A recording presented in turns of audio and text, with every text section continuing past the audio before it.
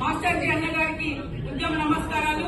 ఇక్కడ కూడి వచ్చిన పెద్దన్న ఆయనకు వేదిక మీద కూర్చోవాల్సిందిగా అన్నకు ధన్యవాదాలు తెలియజేస్తూ నాకు పాట పాడమని అవకాశం ఇచ్చిండ్రు. చాలా మంది పెద్దలు ఉన్నారు. నేనేమంటున్నానంటే సత్యం తెలుసుకోండి. మా రామన్న దాదాపు సుప్రీంకోర్టు జడ్జిమెంట్ వచ్చిన నాటి నుంచి మనల్ని ఒక విద్యార్థులుగా కూర్చోబెట్టి మరి ఆయన ఒక పాఠశాల పవర్ పాయింట్ ప్రజెంటేషన్ చేసి మనకు క్లాసులు ఇస్తున్న విధానాన్ని చూస్తుంటే ఏబిసి అనే ఒక కేటగిరీ మనకు తీసుకొచ్చి ఈ రోజు 30 ఏళ్ల నుంచి ఒక రగులుతున్న ఒక బాధ, ఒక దుఃఖం, ఒక ఆవేదనకు తెరలేపిండ్రు. అది కామన్న మరియు కాలువ ప్రజాప్రతినిధులు రేవంత్ రెడ్డి అందరికి ఒకటే చెప్తున్నా. అక్కడ సుప్రీంకోర్టు జడ్జిమెంట్ వచ్చిన ఒక్క నిమిషంలో చెవులపై